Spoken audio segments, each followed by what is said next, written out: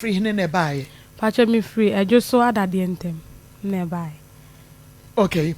I just saw that the intem na me free buy. Okay. Mavis, area asabenato. Patch bread be am nam ni ye adwuma wo. I just so menhia. Near pan we adwuma wo ho no.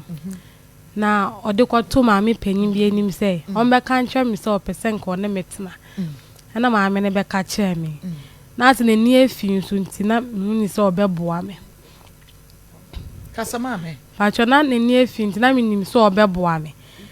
Me so me wo baba ko wo 4 years wo. Me wo baba ko wo 4 years. Ono wo me maame nchen. Tina me ye adwuma na wotwe so a na ma send this car maame na odi ama ono nso ko school. Ono ne papa na nhwe nti na me ana na me hwe no. Ti me hu we na ono ne ni afi san kakra nti no. E maame pene ma no. Nti me hia no February ya this year February Ti me ne wo na nche na nyi sen bai. Ana me ka kire ne se menyim no ye se obehwe me no ni ba bia wo nto obehwe. Na me pini su you no se me ma no kwa animu kakra na kwa animu ana makotwa scan ahwede enya ti enya kwa animu kakra me call hospital kotwa scan me call mo se menya 3 months 1 week na 3 days me fra na me ka kire no ye se oye no se 3 months 1 week dia ono no njindi se eye ne dia se 3 months dia on njindi se ne dia nti adwuma no kwa wo jai baby ana me ne wo no nse ne ka yes anti ujai koi okwa me frɛ na wonfa gise me di obi efo na frɛ na no wafa ebi won so na de me ato blacklist me frɛ number busy sayenko ti me de ne call baby kula ho amboa me ti maame bia na me won nchen na si anse enko na age me atena ne ho a oye kenki a me ne na ye adwuma ti on na ama baby kula me da na me nse ne nti ono nso nko hu maame mu nti mi nko efie maame mu na aboafu nti me de ne call sa na o mamboa me na maame na kire me se me fa ne mbla ha na me fa mbetu mu nsum anim na okay o se branch na friend saying patch friend Peter eche oyede ni patch oye infante half angona half na won so me so me ya angona complete maame ne papa nina okay nti o better kumasi krodu ya imache patch ha na maame wo me oduo ono wo ye ni na. Oh, okay. Mo ya dodo saying. Yeah, 5. Me na me kechiri. Oh, okay. Na o maame ti ase. Pacha wo. Maame ne papa ni na wo. O mo nyina ti ase. Where do you feel saying? 28 years. Me na ni me ni. Enti abrantia ne hene fa na wo hia no. Pacha aju so menhia he ya. No o ye dan. No otopan no wo. Otopan no. E na won so ye adwuma ben. Ye ne ye packaging e wo ho a. Mo package pa no no 20 bo ye adwuma ye fo. Oh, okay. Enti adwuma ni mu no wo kwato na adwuma mu ho na so na beto. No beto me wo. Okay. Enti o se wo pe. E na wo ti ase. But obeto wo adwuma mu ho no edi fiese asa na o study wa be so pe. Pacho February ni ma wo hu na pacha. Afi we ye. Birthday ya month we. Oh, not just what do the Valentine Day. Pacha ni. Oh, I see. What's with the Nibium? Patcho Mavis. It's Mavis Valentine. I see. Valentine's Day, 14th for the North say open. Patcho Debbie or semi pants and a 14th for you drew. Valentine's Day, 14th for the Moko. One for Nanko baby. I see. Wahine Diana was in the field. Patcho on high dine or buy a nabibia. Ejuma ran or my baby I da ne workers ni na da nti e wona no no stay. Okay, e wona no stay. Workers na me free never. Nti sabre no a ono ewo adwuma mu wo baby e de workers aguo no ehene fa na no de woko. Pacho e hono ma boys ni ekọ supplier. Ah? E dan mu a boys no ko supplier. E bi wan so ahomache na me ma pon adwuma mi Kofi no. Na my friend so won ko jam ko ya na kwan ni so ehun ti ahomache ono ko jam kwan e wo fia. E wo fia na odi wo ko wo fie ho. Pacho ana akwa ho. Ye fie o ana se kwan. Baby kan ye kire me. Ebi o wa edan no a adwumawura no de ama mo se omo namu no wo de o na hobi but on your da hobi sa dai ni mu se boys no a omo adwumayefo na da ho no ni ho a e ho no okofa wo Pachano. Okay. Ena ebi o won so ahemrache. Mopon no ebi a wusuro se wo kro no onkoja akwan no. Ekwan ho. Pachano. Ekwan ho ne san kire mu e. Ye nam kwan so aye Kofi no. Aha. Ono be fa me kwan wansa na edru bebi a me Kofi. Na de e won nye kwan like e won nye kwan a enkrofo twam. Pacho de ya na ye ahomache bi wa 4 something months ya na kwan mu ye din amanfo nam kwan.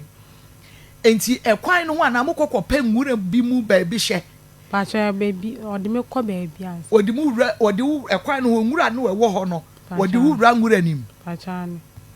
na wawroro na tade de ase ho ma wada so ana so wa mo kuntu no ho. Pacho mamenda o mami gina wo. Ha! What's your brother friends eh? Peter Eche. Peter Eche. Pachano. Wakodi wo nwura mu kwa ekwan no nwura mu ho. Kwan no ho nwura mu ho. Pachano. Na wa ma wagina ho. Pachano. Na wa fa wo nwura nim. Wo gina ho no wa fa wo. Predodo wasa na wa fa wo sa nwura nim ho. Pacho ebi won so a uncompleted house maybe. Na ode meko. Ha, waka so wedding face say. Pacho me 28 years. 28 years. Pacho. Wa woda. Pacho mo baba ko 4 years. O wa ma me ho. Ah, me pacho de ne dan si ho no. Obi abesi ne dan.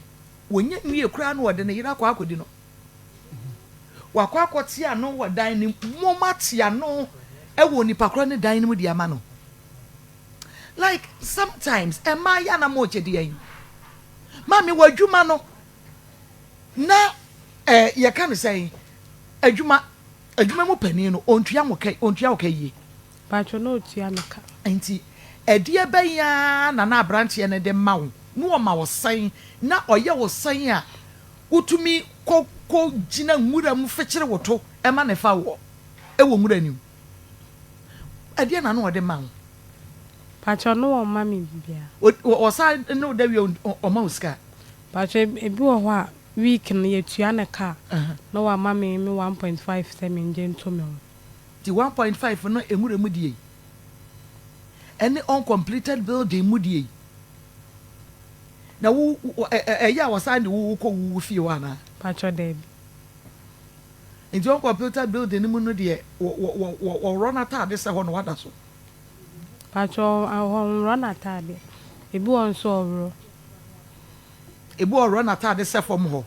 na wada so. Ebi won so run atade but then so do nsa be so dan nim wo puto ene etere bi aya na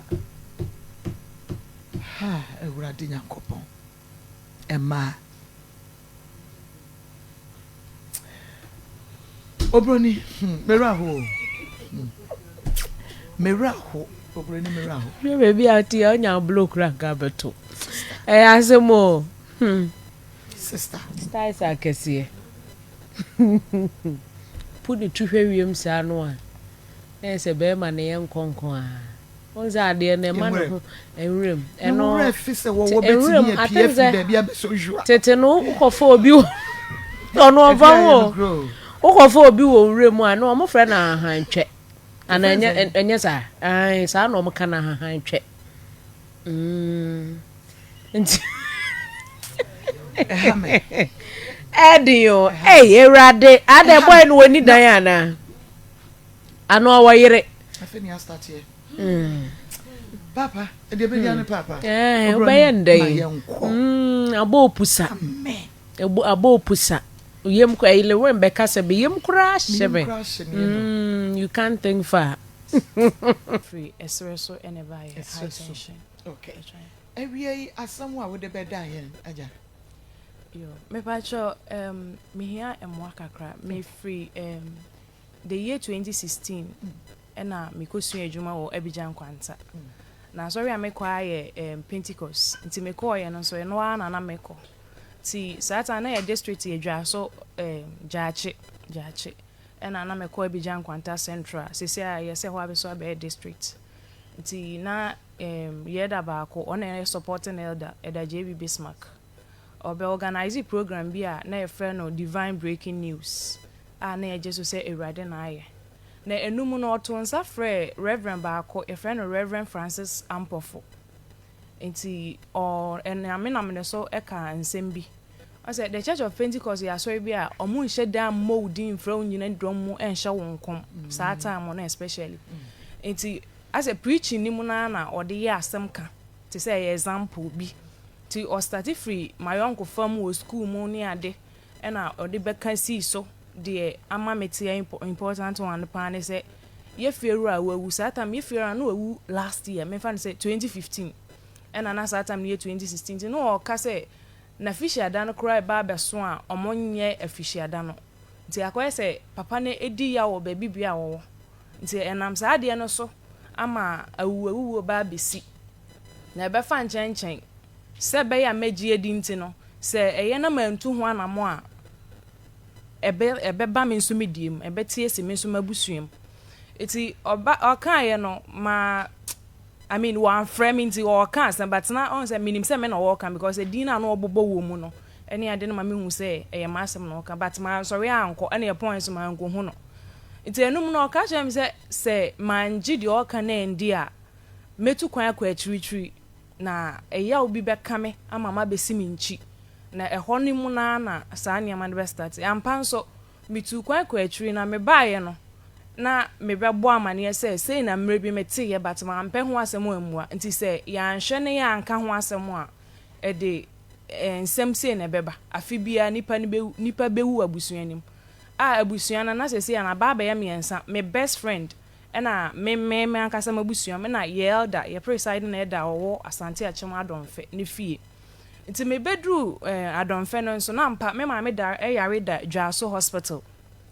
and I yelled they remember me yarida agogo hospital and I yelled and yere yarida Dwaso hospital and I madam for ankasa me ni we school no oboa me wo school komuni ade ono so enyem woni ye fieru ana wawu na ye ni na official da no ne bra eba na me madam for nenenyem nti I say fieru no ebra enua eba na madam for nenenyem iti asem we o chere me say me ba scale wa me ho no se ma anye selfish na ma anye ni bre na me diska ne egia se ye mfa ma madam for na e ba ko pagya bibia ba nti ampa me ba ye no me de fa ye da ne fie wo ya sorry da no e ben kwa ho o free ni fie ansa na wakoye oni nyina tebro no ba akoso nti me fa ye da ne fie no na da ni fie nti me di ja ne ba $400 na pad ba ko na entoma ye di true ba niema na aka o minsam a me di free kwantu mba ye no na medical jai so omumfama ye da no ye da no mfama madam fo no nti sika ne be yiraye sika ne mu mienu be yiraye ne ma ne ka mienu eno nam so ma ye free meeting ma abusua ne me ensa be hia ye which is me mabusua no elder na abusua na my best friend no nti omu be hia ye na ye sika ne meeting no me fa so e de catcher wo mo say na emre bi metiye eno ho yawo na ama me de aba bedru kru no omo je so e ma ye da no e ka to so say de nkrofo kekasa ma bodam no mensem kan mu nkyere wo bi a wa bodam nti anka ba ya omo pay attention en fa ma me but omo amfi enum na madam for no so me ma me be wuye e na ye madam for ne papa ewuye no so me free meeting mpa chan ne papa be wuye me ma me wuye no e na madam for no e papa no enso wuye until later madam for no boyfriend be wuye which ye tena ase meeting na ye ka sika na sa me bo so che omo say be omo hu se no kra na me ka ni nti no boy ne kra madam for ne nyam no e dangerous because papa na ni abre o pese ye ndi na official da ama ye fi oni esi apata bi kra ye de ejale me ko bubu ni na aka che omo me yentu frifio because we na eba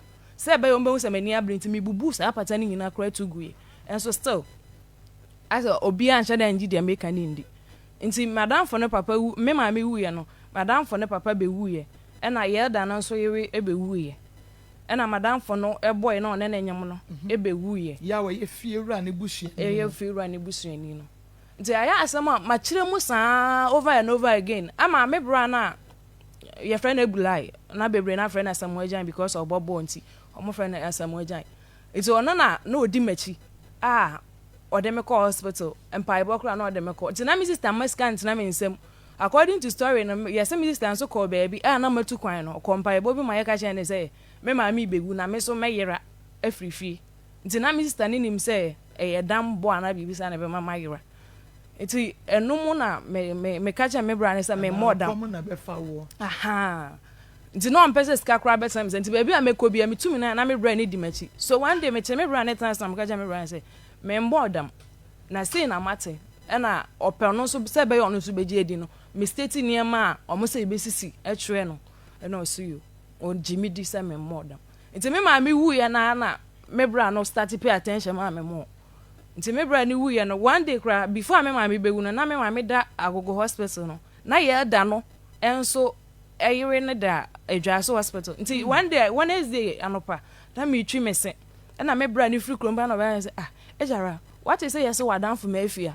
yes anopa ya onu su twi ne se ama watwa ahwe me ye de no ko ye friend ne sen adonfe clinic o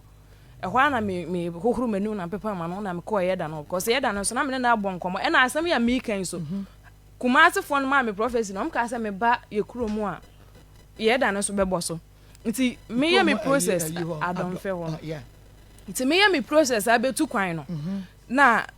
me ba adonfe me kwa sorry no e da no so preaching no the same thing happened and on so ebeto ma so on so the example e the kind me ba ajara me ba sisi na mamenko na mene menu abema DJ I kinkodi enkomo na ajara asem na woka no bomodi a na tena wo netie ni ye pa o ahudwiri sam ankasa ahudwiri sam ankasa obeka se wo hwe sini aha nsem we esi wo sini na we die esi live okay eti mama nkwa na mene enu abe mene nkwa DJ I mama Idris oye die ni mpasha me gruma oh okay o mama eno papa nyina me pacha oh okay ehwa nso ne yawo mpacha David ya wo me wo no pacha ya wo Ashanti region mpacha wo me sehwidade so oh I see but me benyi wo Asante Achem Adonfe ehwa na menyi Achem Adonfe na benyire ya okay nti ehwa Asante Achem Adonfe hwa na atie mpacha David sisi adam wo ezra so mpacha wada roma awia ni was mad by pacha yo pacha enra me ba ha by the year 2016 and I me call kumasi ebijan kwanta ekosua adwuma na me kosua ye no Church of Pentecost na me call that nti me call na no na me call nti ombega organize program wa your friend Divine Breaking News eda JB Bismarck that time ono and na ye supporting elder now organize program we invite Reverend Francis Ampofo na obaye na kasa ne na di yomu na oka I said the Church of Pentecost yet asori bia o mo sheda mfra wo nyina nipa do mo nhya wonkom but we all preaching no e na wode ye say example e na wode kaaye say niema sei ni sei na e ba be sisi wo mabrabom na okaaye na say be ya magi edi nti na o kire me say ebedumre bi kura no me maami ebewu e na say ya mpe anka still a ebeti esi mabusua mu a che say ahwe afi bia obi bewu na de no oka kwesi nyina ne se yefieru a wawu sata ma woka asem na yefieru a ne wu ye no 1 year nyamba ye but oka se 1 year bakra omundi official da no ne benam so ama saa awu no aba nti me obi ana me kwa sorry pa but na saa nkom hye ne ade no me nhye da emfa ma adwe me doubt o but me nyi obi a me de ma adwe di aha me nji me mfa ma adwe ndi saa ne manechi aha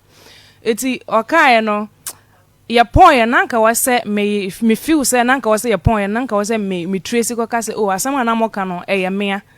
because no oka free school mu ayonkosamu asemu abobo din me na afofo din ne ade efin wonnim wo na afofo wo ba bia mpa hwe de be me kura me nim no ena ni na ikura se me hia ne sese ya me nhu so onu ni but mo aka no te say me preside na da supporting na da ya me kan da JBB so de me hu sese ya me hu so onu ni aha but onu de me hu no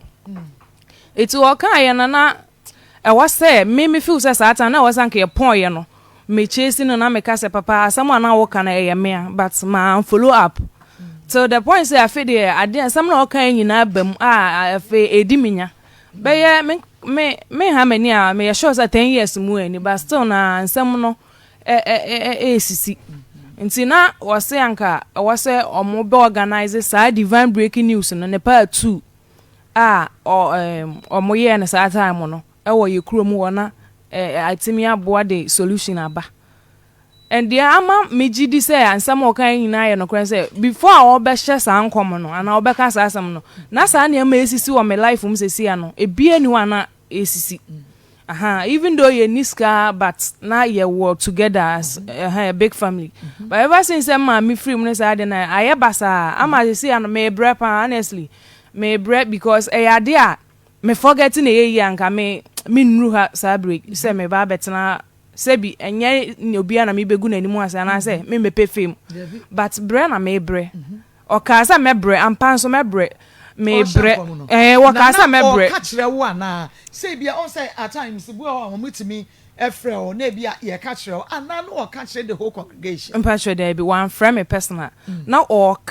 I think that no preachy na ebe sim me fa ne sa mpa sure on shenkom o preachy na na twisted the whole thing are twisted and it's about me school sem abusuen bia on kan kire o bad wo wote won na winim so won exactly because edin na wo bono school na wo ko ye no wona fofo no na no omudi agro wo mudi anso na no wo e na o ka wo fie ru asam no so sa wo fie ru anso awu ampa e na wo bodi no so na ye wo fie ru me pa cha e na o use na ho cry as example say to say me Reverend Francis Ampofo and I'm ni dine da so ringi wo me 3 months till now nti ama nsam na okan nyina besi na ebam na me stubborn but I feel there my realize say I think say now say your point na my approach ya na baby sa stubborn what there ho said medical kan no me as me nji sa na ma no stubborn say o wie ya wan ko no wan kwa ne wo ka no efa wo ho me pa so me sure says that was the right thing and I was saying but I think say my fan asem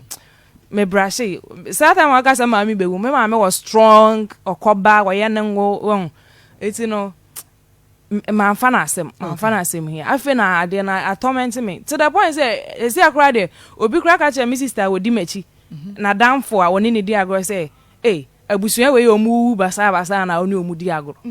ha me I feel my lose a lot and you be brave me so na mamu na age egu ne ade and these are the things I can say besisi amama hu say asama o ka ne ye no kre so nti baby ama be du no so say menya solution to it I wan share kra na aba ma worry and e bia abaye generational thing passion there be men worry ba o boyfriend there be for now me need boyfriend ade wo sure say okofa boy no so e bia ebe affect na can't hold be but see an no my dream ni ho my worried I'm so broken to the sense that I don't think I will ever be happy and your man is see my brother mama I think Friday was Saturday the ever since Sunday me what da me kwana me da na bibi come so my dream say or maybe I should die if I die people realize say what I was saying and I say true say something was hurting me because that was the thought I never me dream honestly now my bread mama my bread and I want to say acquire a bit complicated and I want to say spiritual things you know to carnal mindsets you know it doesn't make sense it's difficult for you to explain to someone say maybe this is what is happening nipa kakra be me na me catch roll it is so for cast asem no or efa wo ho no enya be enfie sen be 10 years because na 2016 and ye ba Christabel ne de no eso makacho se enebre ni so enunti ye de eberere musa sabe ya enu nyame ya domo ifiada de wada roma ne yetumi akloke na adumfo aboa ne yetumi akloke na che se yetumi edi ama wo na doctor say Akoma 87.9 kumasi atoye okay na ye ho etimi atoye na ajara mama ma nimbisa wo se anye bia no efiewura no muni no relate mpatro derby muni fiewura no relate me patro derby okay munya busua derby enti esidan na enkom hye ne so na osi efiewura no ne wo ye no wo mu ankora na chi yie na se ne buafu osade yen enti sa enti ne ye enko fiewura ne na busuafo so na ye wo ko wura bu sa ye den ti mama ene na ama me ba ya na me sister Penny e ka chwa me se ensem na me ka na mu eyedu enti na ama asam na kan akoye bibie wo ho enti no ama me nti ase okay enti yenhwe say ebra wo hye nkom no se 10 years ni enti 10 years no wabusuafo dodo sen na efremu basics because me ma make it to a side mienu and I make it to a side mienu efremu and na wo ma me efremu and na me papa so and na wo papa me papa efremu last month junior na 1 year okay enti wo ma me no papa why na di ka efremu first me ma me di na kra na ye first because according to asam na papa na ka no next ade aso me bo be free me so I say ade no be mia to say me can na say me find a solution to it once I say me comfortable say me mfanya asam nti de be to me be ma makope asam no ho pomasibre no e na be toto me okay this na akoye na wo kope ho pomasibre enya wo na enya wo buhia ni ani fiewura no enti no na obesiden na wo watu bia find this lasting solution nti ama asam ne kan ye na wa boy busuafo no so ba bia na wote say wona ada so tia na watu yetu ye ma mi wu ye no kra na yetu koye okay be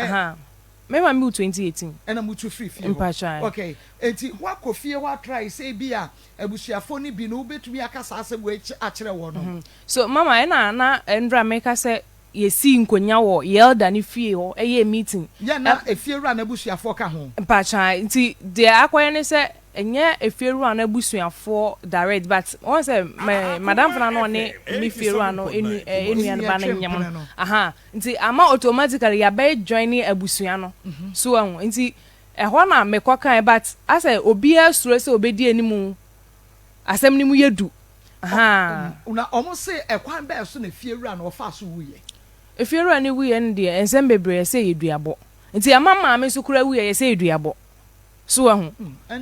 McBrown na wono nso se wuye na no so kofa the same thing ono so chel FAC me maame symptoms no ema ni se ko wie ase se duabo nso wom me wa me maame so ye nipa bi a ono tem bi a opacha o so ye obata nti no so odi bibi so odi for opacha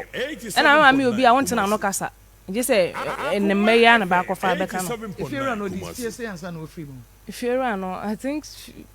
menya sure so do 70 I think one na na fie ho ni ene ne ntifie ho no wa akra but oba se bi aye bi ba oba Friday no ko Monday eno mo ka se fiewura no dua enimu nti Akoma 87.9 kumasi okay na mame ene Khadija sorry Ajara entwaso Ajara mama me pa chiwo utu kwan no pasha sabre na betu kwan na mame frame pasha dey no nya frame pasha dey enti wo ko Saudi bayasa na wo mame frame me pasha Saudi wonu ko nya mfie sen me koye no menya be 9 months nanka wo se me twa 2 years but ade na kan me e wo hono ti papa na ikasa no o ka kire me se asam na o ka no manje ndi a metu koya kwa chiwichi eno kwa na ma wo pon ye man trace na anko bisansa because first of all me nimu ade kra passport ena me bibia ni akwantuom eti metu kwa chirichiri no ene na ama ma mfa nsem no kra serious enti o ka wie na disansa na wutu kwan no that very year na mu I think say within month or 2 ena Mr. friend me say Mr. omo won kokko no omo koye passport na me nkoye bi nto ho na in case bibia ni a nti wo de me message nkoye nti enya kwantuo so na o de friend me kra na minimu ade ko de o friend na me respond keke ti me koye passport ni wie passport na e ba no na visa bo mi wa mi sister mokoye no e take you 3 months kwa na mai up to now minim sa abampo a ba me de ne be e buy na passport e take less than month na passport na ba passport visa wom eti e ba sa na me no me ntiti sa kwantu no ho asem da because na mikuta yam fo na obi a manyi wo village de nti eno echi na me start say me ye inquiries afa akwantuo no na me te say so kwa eho ehu ye kunkum nipa ye no deda nti na me pesa mekọ na ekoba say me ko ma nko o say me tua 1008 edema agent ni because of passport and birth cert no nti me ne madam fu ya America na say me ya papa esusu hu na madam fu ne papa ka che me say akwantuo de ye tire nti me mo so mpa ye na me nko nti me ko as matter of fact me ko shia me airport wana na me madam ne be fa me nti se nkrofo ko office me ye ko form no me de me hu sa de no airport wana madam be fa me de me Kofi oh treat me good. The first I know treat me good na me am hye because na me say bia o ma me welcome na ne baba akwa ware o maka me ko of maka nkwa 4 times even though me ntwa year ansa na me ba because o ko bi o ne me ko no pem asempa nti ade ne be ka me wo honom me sister minister ba ko me ko na me madam ni sister so o no so pe obi na me ma me sister ba ko e be ka me ho ti minister ne ba ye no e no ni mi di ebusua ni mo asam de e ko so me fie deep part to details na me fru me buy na say me started dwendwen asem no na ekoka me ko fa yawo ne buy ti from there no na ma dwen start call say asa mate asem we da ansa na ma dwen start call prophecy ni so but unfortunately ni say most of the times no me nim the next move but I didn't see ansa na ma realize me kai say mate asem bi say nti ama de na torment me acha mama nti me frɛ me bra sata na me ni WhatsApp phone na me de me madam phone na na de chat me bra na we free mo nti me na me bra na chat am ka yen say me pesa me ba Ghana na makai asem bia na say mamba obi bewu because me sister ni me di nkomo na me kai prophecy no me kai sa papa na ka jem say me ntu wan na mo a e di say beba me fie mo but na me nti say me ma me yare nti bi say pesa me na ma me kasa no say me ma me ekọ afuo mo mai so me san friend next time bianca san pesa me ma me kasa o say ono no wa park so on ni fie sa me ma me yare a on pesa obeka chen because no pesa me ba Ghana nti me kan say ma obi be no so obi aye fine obi aye okay o say na ma start send kakra ba fi nti no pesa me ba na ma plan so me ye container ma me ne ade aye plans ni na nti na won say ahoto kakra start ya ba fi na me so me say me ba no say na me nkrofo na titi na me say there be but mama obi bewu no say obi anu na me de me madam no so ene me bra na ya adwen say yes say obi aye okay nti me madam no so pesa me ba on pesa me ba dey make us me ba wosu mama me nka ni agro nti yes ano na me nim say na me dwen asem no too much o ebe ma me ba ye call off me nkasa me ndidi metimi ye washing machine no wa abonten be be laundry no e wa abonten ofa kitchen wo pia abonten ti metimi shawo ase adana me kasa ase me preachi metimi de shawo ama ade chen omutimi be lock kitchen ne door na ye pie de kwa abonten because omuni se me wo ho me da so ho ma me da ma abo ade chen ti dey omo realize say ya ntu gate no omo bi omo lock na me so omo wa kire say me wa na ya ahomache omo sorry omo be kwa adwuma omo be kwa adwuma omo mfrem omo yodi omo be bia na omo ko tama menyane a me ba be ya de bia na ma be nti omo hu is me wachi na omo say ada me da akire ha na me say an nti wona me start ka che me madam ne say pesa me ko Ghana no I say ada omo ye me bone me si da bi no I say na pesa me ko Ghana na me say ka che say ma anko obi be no say then e fra obra so obi ayo okay nti ada na pesa ko e ho na me start say mama mani amle omo ma me nko na me tie mu nti me tie na madam say okay de obe ne say odem be ko deportation center ho no Ghana for se me kona me ni omu didi nkomo di agro kakra meye makoma beba form ama wasa be fami nti madam me de me call Friday or de me call before deportation if on be me no just omo je me passport cause o be fami I no omo de be hwe nti me de wan kwaso di ko deport me nti me wo ho the following week Friday ye twa omo ye deport omo no sometimes ban no send this scam ye twa take it more the bag Ghana nti wa wudin be pie mu no nti edru o me call first time omu yi nipa 6 second time omu yi nipa 12 na me ka ho so within a week am madam na share say anko ba be family akofie no na manya visa na visa ba ma me de aba visa ba omu din kan ho na me din kan ho ama me de aba Ghana nti according to omu no say me be kwa me your friends fingerprint ni ade airport madam benya notification say na kwala ne ko na me di bedu Ghana tim bedu Ghana no na me nya hu say ma me yare no me si wa akra no me besen ko sister ba ko kronom kwapra no ho na me kwada ya anajo nti ade chin ye no na me de ba adonfe na ye Sunday me kwada ho Saturday ade chin Sunday no na me ye ma say me pese me ba be pie church service time e wo adonfe na nka me mfa nto omanim say na me ko kumasi me ko su adwuma me te ye nti no kan wo bi na ma free akwantu ma ba but unfortunately can delay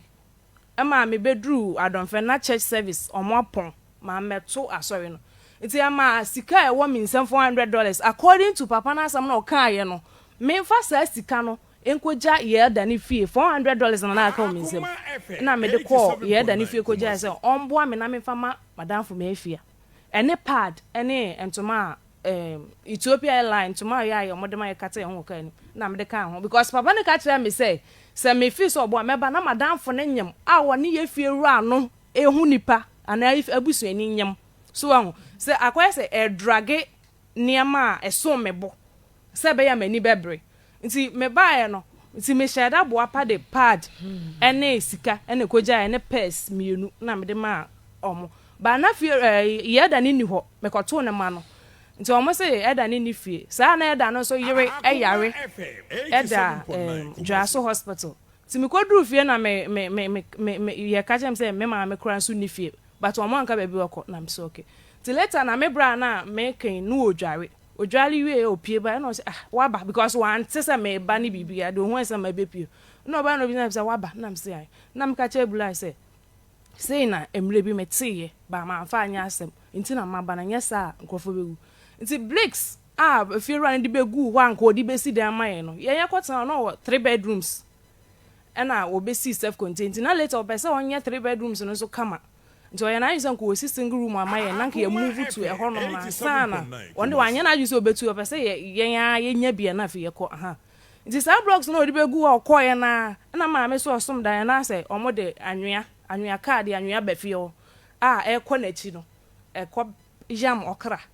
nti okoye da no ye ne net bro no so ya fan se papa bibie ne on ye ko chire mu chire no so okoye na da ne ka chire ne se ono so sum the same day ya se ono so hu se ye wo okra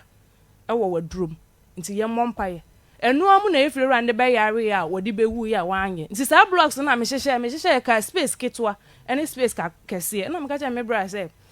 me ma me se na e ba be city se me ma me dika ewu a ana se da boagire ni wu a mpenifo be wu ato aso kakra ansa na nkwala asa start ewu se mafia aya madam fo no ewu ana se okwa awo so na ebia wowu ana ne bana and also that's because competition was between these 3 people pacho what I say it me kai na me bra ne so sa time no me kasa bebele ma no so ndo ye asa won sheda ente de me ye na se but ye me wan se wo bra no so abewu ono so abewu February atwam ni wan ya mama eno na ama mani abre no because asem we me ba ya me ne me bra ne kasa wie ya Mr Penny ba ye na ne kasa ye Mr Penny say wasra me asem we na America na emu odu nti no wama yang jene gidigidi because I say osuro ba mama me so me na ade ne same na ade ne hente me nti me so na me niema sei say wo bra na bewu o maami abewu me maami bewu ye na isa elder no so ayire no so awu ayire no so awu na wadanfo no ono na enwu ba ne boy na no one na nyem no awu ye fie wura ne busuani no ono so awu mpachai na mama sika ni we na me de koja eda no me ma mo $400 ba na o mi se ma boda mi to mo ti 2 na ka 2 nti o ma sika no December nti ma yesi nkonya papa no e ka jam se me yesa na o ka asi so se sa na beba ebe ma yesi nkonya nti yesi nkonya no na madam for no once on na me ka se first kan ma no nti na papa tim meeting ni mu na ma meeting ni mu madam for ne ti meeting no sa ta na fe na mfira kwantu aba na mahu no physical sa ampa wonyem na me bai me nya hu no na me ma me yare da hospital na elder no so yare yare da hospital ba na elder no so ti meeting nimbi na me bo me nkuro se de makan ya se mre bi me ko su adwuma se ne sie se de me kan ya na asem na me kan no so pepepe esi eso still na mo se mabodam ba mama me so metu a me na me niam ese me na me niam aji nsem na akwati se me na mate nti bibia si also obi obewu bia wa asechire we yese eduabo we yese na niti na ya we ne yese ne yem nti ama eye normal nti wo bra ne de na edan me bra ne de no obenya appetite yese appetite bi na later say eduabo ma me so sa yese eduabo fiera no so yese no ne akola bi te ena akola no ne yire ne diska kwato ba bi na wa hu na mo de sha akola na akola na ma me abodua na owu ye ti won ena o ma me no abusia no isa abusia ba ko no so a me no wu wo no so de ne kumu omo de no so junior me I think yese na ne yemu de say you so no yare won eno mama Akoma but 87.9 kumasi. okay mama yanya dem ma me pese papa na oka asam kire me no sesi ana me circle na omo mbeji me die tu ho na mo ama yakosi nkonya na maka che busuafo se na wo ho e wose ye ne mfiri wo no omo no ewo enye so omo doubt omo osuro se papa no nye ne busua ni ha wan mama efiewura ne nye ne busua but me na ade no so se mabusua na efiewura ne nye wu busua ni enti se wawu na se wo ma nsie ni ya na se bibi wo ho na so wo ma anye na bibi besi abusua ni wa Exactly. 87.9. Eti mama. There was spiritual implications in the end. It doesn't matter. Mama, one say ensam ne dawson. So me pesa me base on when yes bed drag ensam mama na you complicated. Waka free. Once I medical case waka free me school ensam me na for ensam asa na ebesi wo. Aha nti waka family side and I can. So Mako hospital.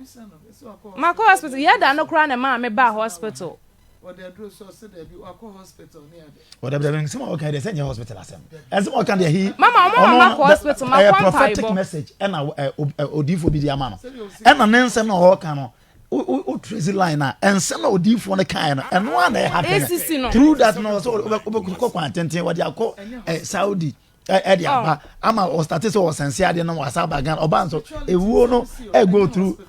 so me hu emre bi ko han wo bi fie na efie no schedule and bibi yeah say media how many say we to free ho obo na brabo nti ya dan na no but there was a banner say sunsu masema na odifo na hu na kan ade a te say yate asisi ano ya etia sesian obi a wo sunsun de wo nanim a wo nya we unless the way ni be hu aka kero it is a free studio ha kra Kofi it doesn't mean say they wo sunsun no so we free studio and no so call it's still hanging until the assess here ya and the spiritual things that they are spiritual me tia for ono ne de no but free papa ne ni mama pacha no e be ha no no and so for no de say so for no de enye way because so be a ye be hu no but now odi for man was am come say wa ma any solution bi mama dada o ka tell me say anya say be a your friend no to say a Pentecost as well o preach na suddenly e be firm enti asem no ana o ka no on kama no bad ono what ti ono hu say e na asem e ono asem wo boy ne na fofo an wo won school mo no obo mu di mo hu se ne na fofo efie na wo ti mo no ne fie wura that is ade wo ka ni nyina na efa ono no okay but owie ya no so fo ni wie na wo senke ono bi o kon check up details of wa ye to say like to say me abete sa me nyi as wa nyi ni se bia me gidi but memfa won chala so ne ma so sa so nti no one person bi asem na wo ka no asa de efa me ho no okay and no jai man ne kwa no so kwa ya fe di esisi nti afa no wo hwehwe no wo pe no na wa ka che se ka ye no nti bi dia ne se ye hwehwe Reverend Francis Sanford but mama wa ka che me say sanko mu tie me a anka ono no baba organize programs a divine breaking news part 2 no e we your chrome anka mba kwesi papa na so abompa ye a friend Reverend Francis Sanford but ono no ye guest o mu invite no nipa be ye program no Auntie no this be a host minister no every day betimi a reach out to the host minister na say the host program here that JB Bismarck Saa time no ye supporting elder baby am kwa so we Abidjan Nkansah. But say what say no yes what obi aka so yare am say me mama me modam me modam say bi me metna ha me da bi o me kan so wa bodam me pese me kire say no and say question say for me say ye argument ye na me sa me pese me hu say ne all kan no ase obi fie ya ne da ne yi na ya nsie ne yi na eho ensunsanso no eba ono a obe ha dan so na na ka eno say me ka say oti ase bi ko wa ko ha dan na say ne ko obi kokum obi kokum aponche se ne fi na ko ha say say ka hu nya nsunsanso mama ene ma bebre de ene ma bebre di obenya ho won say yes a bebre because mama yeah are yam pega yim fam say come here me record wa me phone so ma dia me pese yente ase ne say ba nye we me phone me jaw pram ma record ne ma wo so e ba me timi twere e me di jano wa but me nim wo de friend no hwe no yen hwe sa voices no betumi asend e bia o ye adwuma pram your friend say tema but weekends no akọ pram nti no e wo fie wo pram no what time I say weekends on say sa the all can on a prophetic message now no the same idea now can similar happen through me the program or upper room assemblies of God na ye medical program me administration na ma me bi wo ho na busuam nsase ni koko nsem e wo fie ho na me say aye manso da fie wa ono na esesenko odi ani but na duabo ni wuwu mti na watwe no ho and through administration rather catch as men can ma men say awurade a left na say ode ono ba gie busu na japade de siwo na ase ehunti on ba so betu saa na mo no enti men can me can say na ma me crop kwa na minim no exactly after 3 years back and I'm one and a soft water na ase a frame say ma me bi say on fa sika mre me na den sika o say me share no come 2 years ago na a free side on one who say nkom se na ye ono a am we tu ho anamo no tu ho anamo no to no asase no matimi agye le fakese na amana kakakra bi aka omuda so omoka wasem na omo emu ayi kakra no so be so si e bi na 500 Ghana si the soft na no de man no de breme and sakra me Asia ma no enne di nkom afi o ma me details of nkomo no enne be bi ade na kwa akosi so eye sunsum sem e ba be si now guest minister no kwa ye kan no for all you know could be kon refi the home fa no to kan no exactly but once a yesunsuma de ebesi de we ya de ebesi se wa anya ho ebia te se ka akwankyere bi wa se o ya na se ba na wa anya de a we ya de ebesi na we de no not the best way wa anya ni because answer say problem aya na yenso ye wono no se de e woni fie ne de e ye ono ni fie de a wa ni ho nkomo but the eye will be fie no na enukra esi mama critical example say no metiase say no de ye nyina yakwa so and you ma bi ho say wudi animu a edifo ni to me ka kire wo na wo pese wo twe ho but e wo fie nti say wudi so but we dia no de aye meyi kakra ne say ohia mpai bo ne say ase wakoka kire wo bi fie asem ne yaka ana waka kire wo mu na omu antie enti ehu sunsuanso na ebebo wo no ana me ho no menti ase ka ho me pese mche se eye obi fi asem ana ahu tansa na ebebo wo no eho no na me e kire ma adwen ye de kakra no what I say ebetimi asi mama obi amani atimi sawo na mfompo ne ye kase na so julius o kase utimi ko han obi fi ni ba ko no si fie na oni ho but no me bi wo fie ho no mo a wa ko ha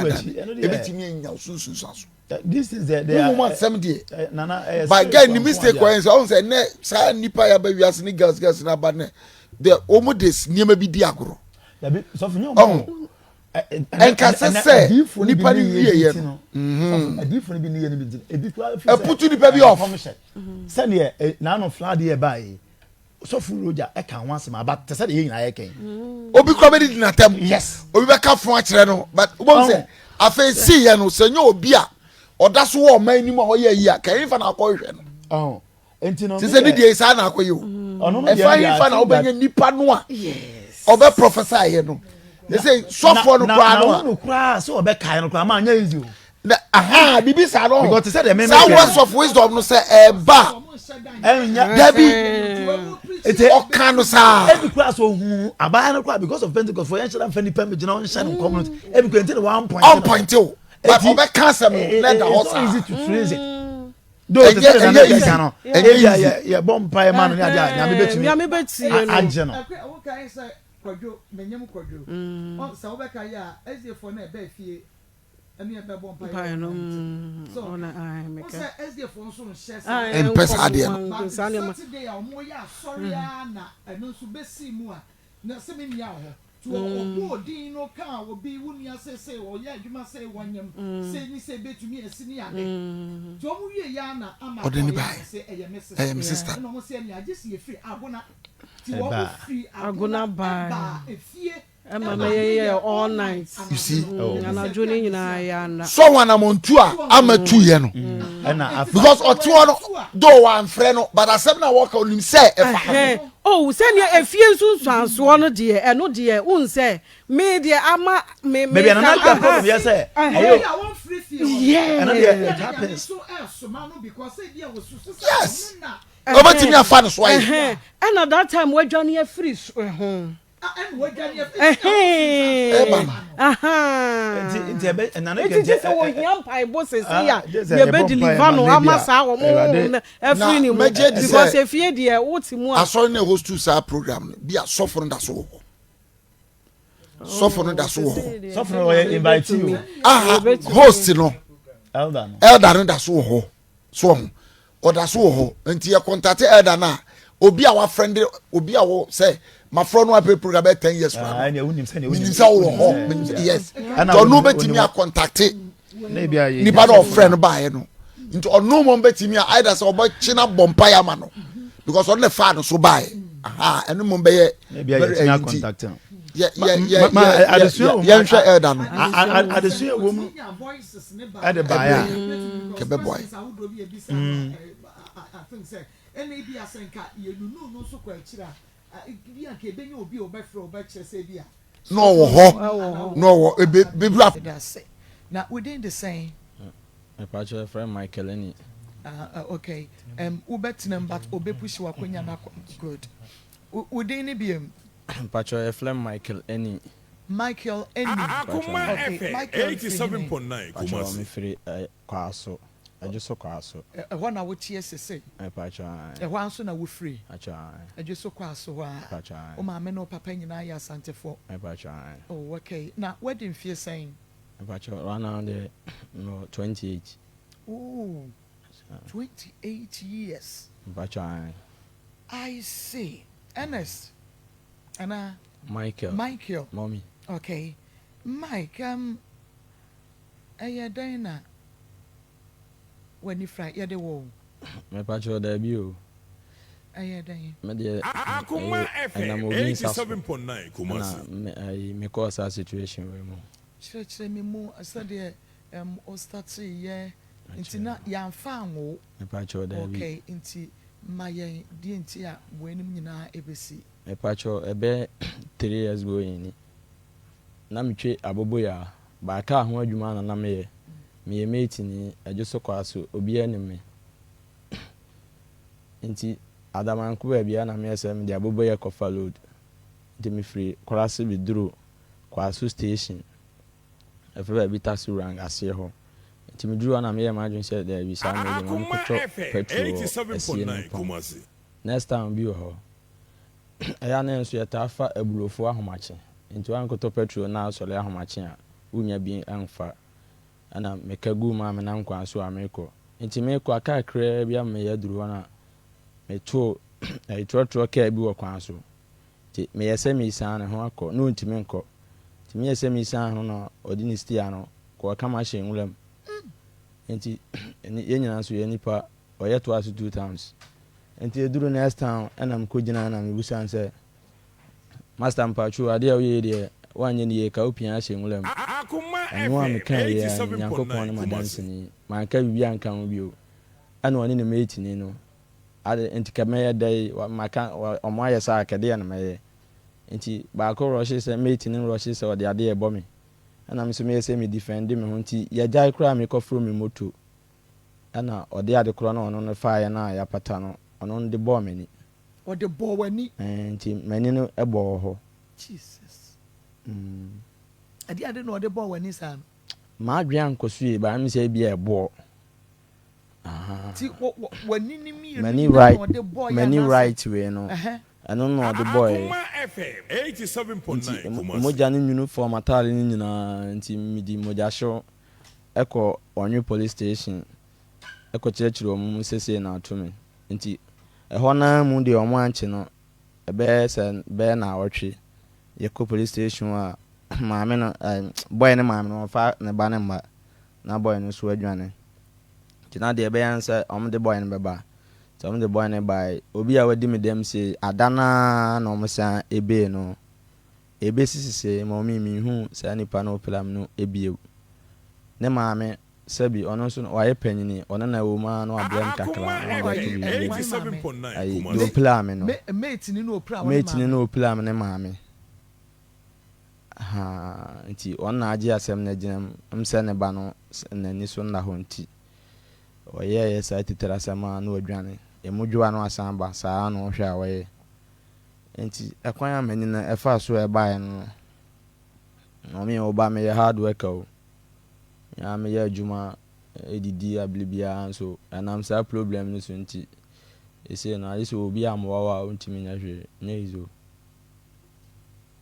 nti wani ni fry no 3 years ni 3 years Akoma FM 87.9 wode boba no wode bo wani ni fa no the boy right no na eyedan na kwa sign left no so say ni ntini nti bae ni nyina bonkum no na me de call hospital nde hwa de kwa na ebe sign no nti awia bo am nti menhwe nti me bibia na matale mu nyina afọ mani ni jire me sa influensuo sa na ba from mani ni ba from kula na mi hu ade left no nti ama me yese sa de na me ko hospital hospital bi o start na me de ko plan so but e wono mommy me say obi adwuma o akwa ho kire wono wani na afi no mso edi sua de omo nsa dan mo omo ni nkwa ho ma na mde ba jo so private hospital na omo ye cancer left no operation said e be ya ke begina akra ma yes our operation why na twi aka mommy mpacho de koye ni maame ne fa emu kakala e boy ne maame no by operation ni nyankopon ye adom ye koye na cancer doctor ni no ye church member nti Akoma FM 87.9 kumasi nti omo kwensida papa munyina nti wo su kobi me pa twa an obo o ampa ko ba ko anje se afe no akoba ko omo ye nsempi ana nsempi ne ntime ma won ko asare nto ato nsempi ya nsempi ne ya watade a wo be sha na so pabo abesha ne ska de be faka mo minyesa nti doctor ni ye me no mani na anto me se bia o ya operation am woni ato eya me de drogu na eya ni pen ni jai kakra na me huna de akra na asan so aba duru nsa na aba den do won say bia no from apia ka ba bia 87.9 kumasi nti mommy nya enye easy mane ya menamu no ankopon ko a ise wusi dan na wodidie wo maame enya mfie be se what you say maame wo 70 going me papa so o run 100 mo an no omoda so ware wo nua no mo yesen enuafo no de advance maame side na say but buy and many ne ban kasa buy ne de enuanu na bi aboa me akrabat o me nsempi wo to so sen me ya side nde me to so 87.9 kumasi me bla me di na chi minya case na mu ho no no wu ye nti say de wa na wo ba me wo baba ko na wo no oba no na tie e na sa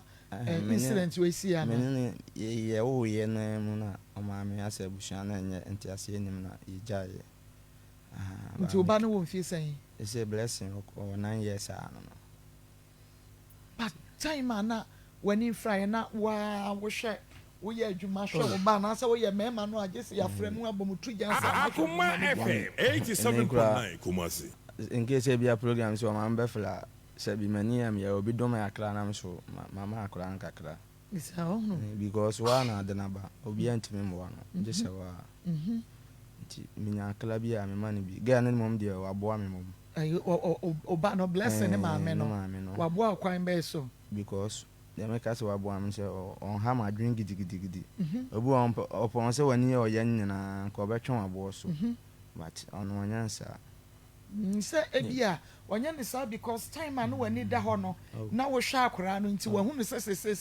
e ma so na bi 87.9 no e ma so nti se adwuma ben e na wotumi ye wagye se obi du ko gina kwan wa na say se dem mo mi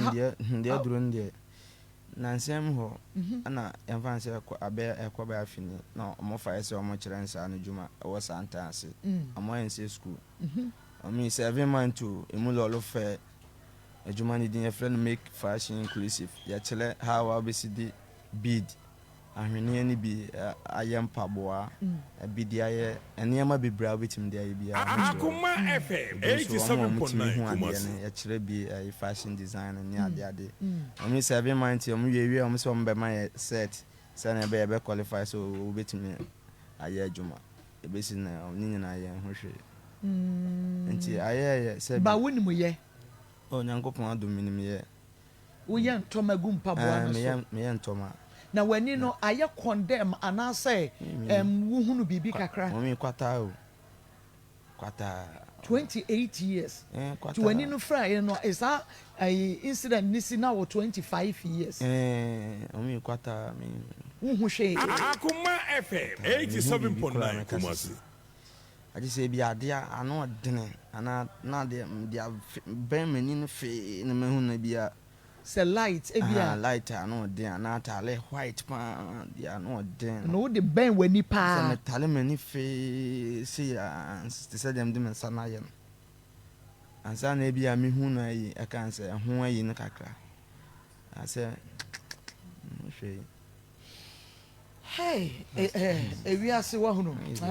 do obia se bi me ho aden omi a hanyina me dia bobo ya nante asa o minim hanyina nso chuwa wa bobo ya nante hanyina nso obia ba bi wa peso fa 87.9 kumasi chuwa wa bobo ya twa fa ba bi wura akona na mu twa ya nim anya yize ni nyina wa ye bi ni nyina ma ye bi di mate kwan so minim ba bi ya nso as when asema na time changes asesa ma me enye yuzo time changes abrosan we say ke for say bi o asesa ma me abrosan so say bi nka metima for na fast nka betumi first na to zuna e obi say obi na ya kakra I was say Akoma FM 87.9 kumasi Michael Bawate was say time change me kra no who say motivational messages no and also beto mu sa o ma nwene ne de no kra na me de no pay me be nyina no ne be si mi tiri but na me nim say obi abetina machi we say ti me de me di free fear what asase eso me ne Michael and komo e wo fidua yi emu na ne efra no wo kira kwan ye fa so a na ne edi efra ye na areho nti Mike enipa wo ma wani ye say wa fa ne ho adi be pacho peja mu kakra Mike wo wanim na me pacho wa fa ne ho adi okọ for 3 years ya anya ne hwe obetimi akwa ye foforo because e ba ye no ya anya ne hwe police for call so mo kwachi no odwane ye police for I no ase o ma me na de ne ba ye okay o mo de ne ba but wo mo de ne ba ye kwa me ntwa wa no ana obi bebe ele no no ko ye FM 87.9 kumasi so ene asie ne mpa distance o men enso kra he enso onsi me nchen mpo ngaze bia me nwa de my mistake in the born in Yo oye adwuma e wo fine no. Eh fa no melody. I do attack. The be a woman akosa akra. No you obi a woni mu ne dada. I mean before and san me na woni no enya kasa pen. Man no kran to na no do am hu na ko be. Man ni nyina ho ba second that.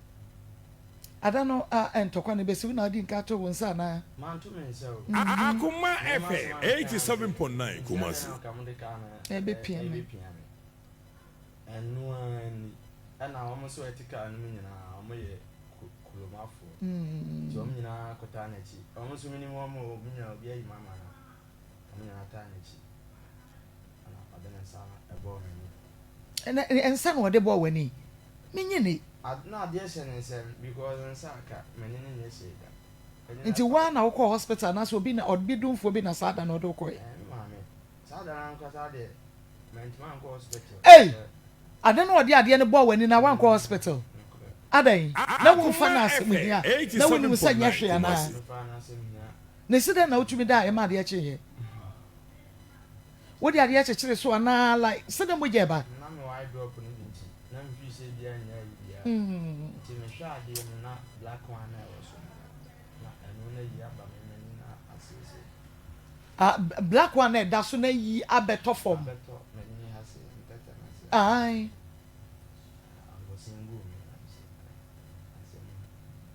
Na woni mu da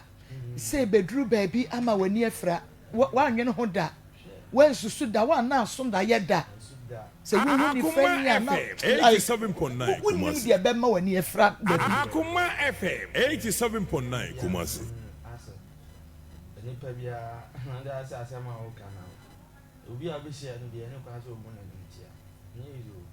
because obi nim o kina mu asem bia sesia na hu no say dia seconds ebetumi asesa mesa ba so Michael abrebia na yetena fidie yiso a eya na yeka bara ya na etiefo anase ahwefo bedwen se akoni na bedwafo dabi ani de esie menua na Michael nimu da because wo ye mate adwuma wa ya ni mate no ne Akoma FM 87.9 kumasi we started mate at the age of na we ada one go school we GHS when we GHS one kwa na scan fie ana na wuti ni mu awo na wuti ni mu na one go school ya fa nto adwuma mu nso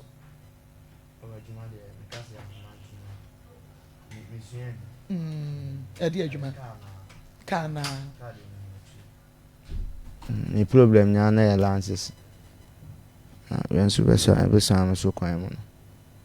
una wo problem ya lances Akoma FM 87.9 adwuma de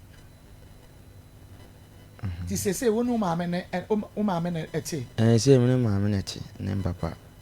wadware mu wadidie mu oni emasie mu omo na ye madom na nkrofo nso a ai bu ha ya bakloma na maame fo na ya adom akra no ana de na nam na do one na so da ye da ya me so ni be fra me say Kate ya ba bi kura me lodu ka bu mi duru akra mi hu ba bi am gina je sem busa obi nso a hwa na nam mi di agro ne ye du duru oni anka nche se ba bi na olodi ni o hunu da obi si da hu Akoma obi na ye wadom na obi a 87.9 kumasi ope wa asem no oyi ne ho adi no akasa mo atere nka no se nipa we wa na enamfofo a first no ana wani wo ho no 3 years ago no wani wo ho no mo ba won chen na wo goro na winya kakra abro ni age chaleke hwan ena hunu wo no omi metuma ka se fana na ayim fana na ayim me we si ya no amma se wi ase sabio ani omo ne ekọ ba nyina omo mpe wase kete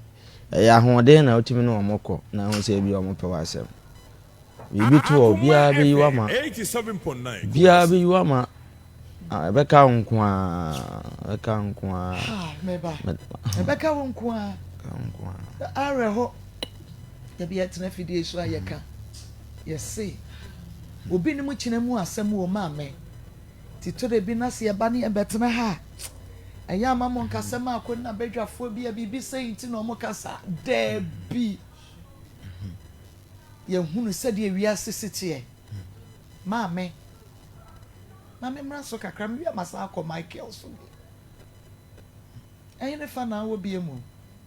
Akoma FM 87.9 kumasi. Ebetumi ato. Wunimu da. Yese wasrefo onim na wiye ebetumi ato. Enti se etu obi a na wo ho a eya na waboa no. Wonu tama no wani wo no wonu ni fa ni che ni bibi da. Say bia wonu obi mama na iska bia 150 pesos 5 cedis. What are you? And they say bi na say bia mani am yentira meka. Peja mu kakra na kagum. Ya adwuma do traffic no mo gina ha me wayem ye.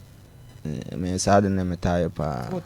Na me ntamus me na me mu omo anim tia. Akoma FM 87.9 kumasi. Ta sad.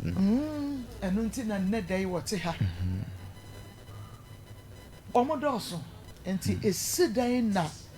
wono ne the first person na nedai wote ha. Ekire na koma pa na yemuye enu nti emoa be locate no. Ewo baabi bi owo bia wo bra wono so akwa ahokyere mu enu na da bi eka no yese se wunua bi ukoto se wo bi wa ahokyere mu a boa no na wo da hia da no onyame nso ebe boa wo obeyi wo bi mana boa wo se de tie bia Akoma FM 87.9 ha ewiase areho tina make che oba tai etina make che wo a afe na wo be wo wo peba wo be ware say ye ba Christabel ne down wono ena ye free be akakra na wotwe mienu na wotwe ye mu nso ye bompa ye se fia da ye wi a ye nya biemu ebedro ne ye nya ye de be mu omo ye nya ye de nya no ye de be mu omo ye nya nso amana bro so be 1000 2000 ye de be ka ho coins ne nyina no ye be prapra ne nyina ye de aka ho de ama wono Akoma FM 87.9 kumasi. Mr. Wadawroma. Yesu afra wo bi. Nanso wayi wani because was a kwami me ana me ye madwuma de pay me sika. Yanso enra mekenkan asomafo ngoma no traduo no e de enchichemu aduasa 9 de kosi no no aduasa no mu kire wo. Wose ye adwuma den na unya bia wode aboa de waye mre yenka so obi oye kwadwofo ye obetumi aye adwuma na so pass resre da bi obi a waye mre te se Christabel waye mre yade ama na ye mre Akoma FM 87.9 kumasi ese kwan bi aso no e was a one so support kakra 100 cities 200 cities 300 cities ene ye ka ho asem ochena ye be ka ho asem efiada ne ya ka ho asem efri dwade ko ebia na wante se ye ka ho asem enti wo 3 days se wo de beboa ye na yetumi enya se yenya ti wo 3 days se ye tie bia no tie Michael ne story ne fabua bi because obi nim da oba no yade bi beba Akoma FM 87.9 kumasi ebia wo de ekura beba no asori a wokọ wan show mbeji jiskabo wan show benye sikani bi wo mu obeka se assistant no any 0245 301 462 0245 301 462 0245 301 462 and 0530 507 849 0530 507 849 0530 507 849 mepacho ebra ye kasa koya ubetumi ede wodi aba na enene kira yenya 20,000 no na ye de asoso na chese ye wie enti mamenko na enemi nua benkodi enkomo na ye besan abaso ebiem mame memo akwa aba mepacho ya no akasa kase amame umpomu te sen Yankopon andom ebe nyame ase udin pacho frame Adiza Musa Adiza free hene na bae pacho me free aboabo Adiza free aboabo ena ebaye pacho okay Adiza ewie edi asem na what they better Akoma mu nsem abedwafo ene ye tie fahwefo ani me das ewie de boko so nya boko sa medikan aba ha de me asem beda mo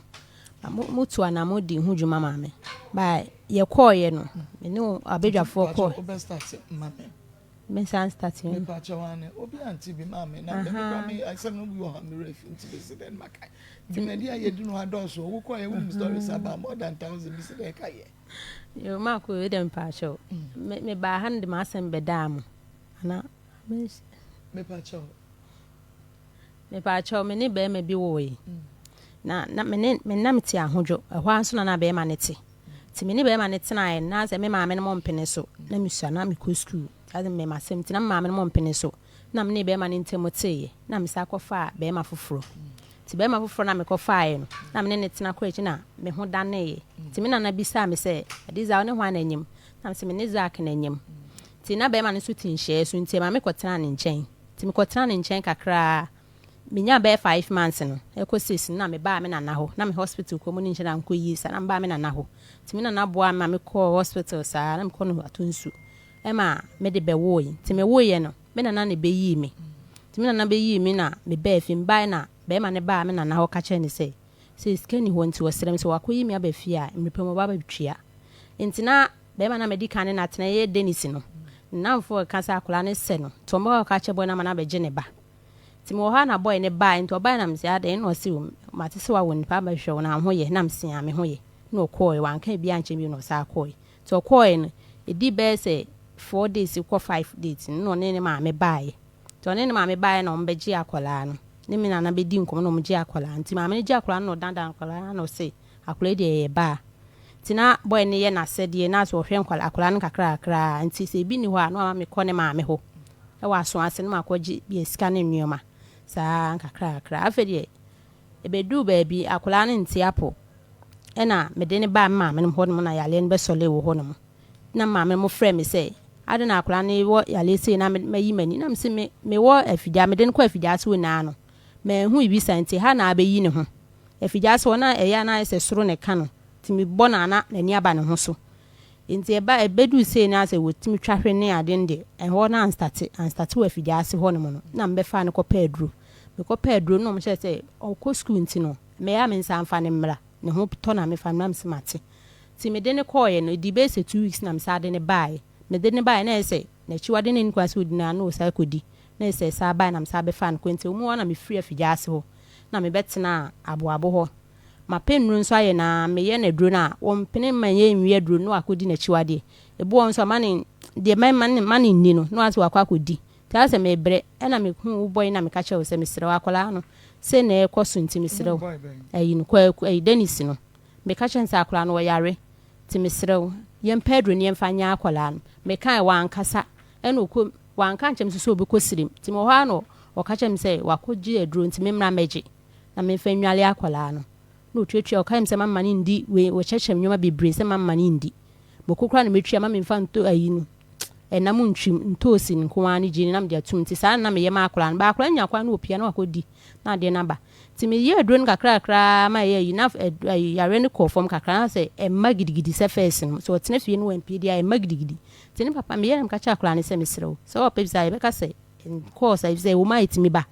na akola ne si you eti efe free one afa boy ne mfi mi bie me frɛ na opa no wofa opa wo mfa saa no de ye me tina Maa Akos me fa choma asem no nti me ka che nse wo mo ame na ehwe akola me kan so a omfa ne ti mame wo frɛ no obetima ka se me wo baabi ye adwuma meba da se meba wo frɛ na afa wo mfi ukra ohu ena no osadi didi nkomo nso se so obeji akola na hwe na gisi ye die ni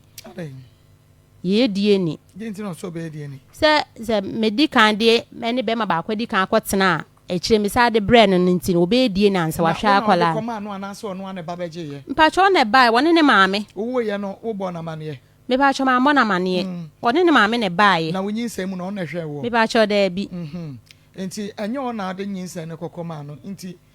ono ana ba beje ye me pa chane se na medical ne na medical ne na tena meti ase ena me free ni nchan koe no me hu me nsa na makase bia me gu me nsa nti no me hu emenyema me gu me nsa efa ho nti me hu ho na biti me hu bibia sa tina ma ese medical ne we ni so akotena nti me se bia e free we no de me ne tenza aka ne nchan ti me wo ina ne na mfo yes akra ne se boy no omko ka cha na babeji ene wo bai no obehwe na mbisa nsade no se watese mawo na msia ne mawo ene okọ nti okọ no e chone ne ma me bai no mbehwe akwala no nti o tete no ehene se wo se o peso ye DNA me pa me anya me ma me na ne bo mama ne so mo ka che me pa chane me ma me just o ye DNA me pa chane nti me ma me no eye bi ne na bi wu wo ampayo no mo ye yi nti me ma me no ko bi ene wo ba ho ne bla ba ko fitamale ene ni nua ba ko ene o mba nti o mba na me ma me hu no se na wo na hwa akwa yale se wa wo mfi akwa be di obedi wo mfi no na akwa yale na boa na wo hwa akwa na boa o ma me no hwa akwa na so se wo ntimi mo anje se wa ye DNA afro se won kansa na ma me na tata ne se onye DNA okay mame enko na me ne prophetess me nua be Adiza ento aye nko mo twetwe no eso Adiza se say oba no anya sai acho ko 16 years oh ene wanyini oko school cry by yare ne years and 20 min ko ya dey started at the age of starting the ache no ko be 8 years and started na ba na ense soro it says dey ya dey ankasa twede epilepsy twere okay and 8 years atoa mu ade akosi 16 years still da so ho ana sese nro na boa maneko pacho debi enu ti na mani nko school no pachani timi ba wo school mo ho pachani I see na o papa ya aware say because of twere yade ni ntina ne ba ne tifi a wo nko school oh na nten kra na menyem ketua yi oba me ho kwasiada wane ba ho kwasiada Dennis no wone ne bra ne nua ba no omo ba me ho kwasiada na ne bra ne ka chem say mintwa bibia so na omo bompa nyame suemi a ombe di hu dwuma ama akra ne ho ato no na mesesa dia mate ti kwasiada ya wada nyame ya dom ya wada na mewoye kra me frɛ no wanfa me call ne bra na me frɛ na me kan se mawo no see you na me say akra ne ye nde no ka chem say ohun se ni nwan de bibi sie no efise na ni nwan pese ono kwa Dennis ni pese ono kwa na eba me ho ba ono ka say ohun me na zata na me nwe na misua e na onim akora no pese wo ba no behwe akwala no to ne bai no wogina wantimi ankasa wogina me ho a wantimi ankasa nti no ne bla na twe no kotoku be na me hwese onim bedi nkomo ne me ankasa nti asemo kan no obisa akora nse de adwuma na abesua na me se na no ho nto na adwuma na obisa no na osise wo obisa na akora nse fita anu ye be how many months ni me ba na me ko 3 months ya o ko 3 months onyinya ena obisa na akora nse fita ena me se mate obisa na akora nso ka se wate no si yoni yejina wa na ne bla ne bai na omkra me se ni omoko no ko nti free o me friend kra wo mfa me call me friend bia wo mfa me call okay nti na ono so ne bra no na ma ne ne ho so oba be hwe mo ba ne keke no akwa na se na ne botaye ma akora na ne se ne bra ne de so no wo achi wo meha but aye na aso mo na na bi wuye e wa mpayo nti oba no se ne obefa ho no na se wa ba be hwe akwala no na akra no eye Dennis dia pacho se eye Dennis dia mi ba chane tama wo free Dennis so woni ne ja ye na akra no na woni misa wonyem me pacho ndi me hu nti woni ne ja ye di sen ansa na wo se kwa akofa be ma foforo ma ko se ni anche no etimi ye brebia nti anche be bosom ya na bosom wie no ana miensa man me kan be bosom mi ye ba ko ne kakra be bosom ne kakra na wodi kokohia be ma foforo no okay nti woni be ma foforo no tena ye di sen ansa na wuhu sa wonyem da me ka se menyima mi hu michima ba me hu na se mafu na mafu apie nti na wafu apie no na ye sen sa be na hu so wafu apie no wo check ye na nyinsa ne ye months be me ko check ye be 3 months e ka ko 3 months okay na so woni be ma no entina nru 3 months me ba cho de na ma wo be hu no say ye Dennis ba ma mfa nkoma no ba hone de me wo ye se on de na me ne na wo ho no ti be pa che se ono na onim se akire wo hu ye no ya wo sese hu no se woni na tina ye no enru 3 months ti se wonyem 3 months de ye Dennis no wo bo be ma ono ye de Zak wo bo Zak amane ameka che man kan che ne ho na mum de by me wo wie ye no mini se na Zak ni mi sa akra na so ye ne de me ba chane ti me wo wie na me ka che nse akura na nye ne ba ɛna obisa me sɛ adan na me sɛ ɔbɛfa tama me behu no na me nyimba me hu sɛ me nyim nti akora ne nye ne ba ɛma ɔmo behia wɔ ahodwo hɔ no sata na me wɔ ahodwo hɔ no na me nkɔtena aboabo and I feel say bia waka che na no so beja wa manyinse na bo so ana o ma ko mba che nyesa na nyesa dia we dia na no eden because wahu no dia bem a wona ne tie na wo chima fountain na wo senka wo ma ne hu no okay me sanya ba wo so ba se Isaac and so ne Dennis antwe ho manso a se bia me ba cho debi and one can che Dennis so say me woni na busuafo be hia ho no ewa ahodwo na me nana nko dwom nti o mbehia ho ene o mbisa se akwala na ye hwan ba na me se nye Zak ba no o mbisa me prensa me se nye Zak ba sabre nyana na Zak te anana mo te pacho ne ntemate menya wo en ma anko ne nchen bi na me wo me nana ne hɔ a nti na wo pehwefo oh na wo pehwefo de obehwe wo nyinsa ni mu nyira nye wono ana hwe wo nyinsa ni mu nyira wo kɔ wo nyi on ne beyi wo me nana ne beyi mi enye Zak na di ne sika beyi pacho de ba nyinsa ni mu nyina wo na hwe Zak a wo na hwe me a menya 5 months na me ba me nana ne hɔ na me nana ne so to aso akom se me de wo no beyi mi e wa to nso agu hɔ no mo wo nana beyi wo 5 months na wo fi Zak on wan san ko ne hobi pacho de na je se ni jaya no pacho I see okay nti ye bese amba so say ahaya Akoma 87.9 FM na ye beba na yakɔ bema ne ho na ye hunu di nti say no wo mo ba ho sa 2 months ago no wo ma ebia o ma niska kakra se bi se o me ka se menyim no ba e no o ma ni 200 cedis e no ma ne bra ne so ma akra ne 100 cedis e kan na akra ne se wanyine otimi ko papa ho o bia ya o kosra no na wa ba ne ade last bi me ka me ma ne ko ye na o se ma mbi wo fokoto ne yere no pam no nte free ho no akra na so ntimi nko ho bi ende sa che ache ntimi nko ho bi okay but we need that your party ya de ne start no papa na ti anase na one no papa ne de tama no so na papa ne pese o te no na me ka nse me mpene nti ya de ne start wo hwan isem me ba cho me ho okay ansa wo bo papa na ba chani no kwaji aduru free stream by ba chani badanko dey bi okay ahaya Akoma 87.9 FM on your TV Akoma mo nsam dwumadie no eno na wo hwe na wutie no na ye beba ne yakɔ Dennis o na yehunu because I say fatherly love ankasa no oni bi ma akwara no se die na Dennis nye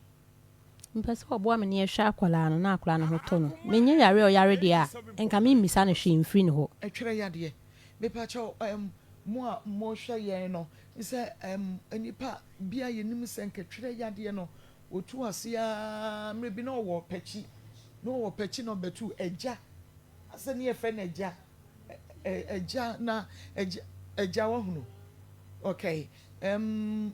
wo twere yade aduru pa because the okay nyina so no sanya yade na wa akora ne so a enka wono abetumi aye adwuma no wahwe ne baba yade no nti ene opese be ma emu ananka wo mo nsa akora ne yare na kyese ne ho ento no 16 years yade atwere nti no on school but I think say Dennis e wo dopa ma akora enu a ye ne ba pani and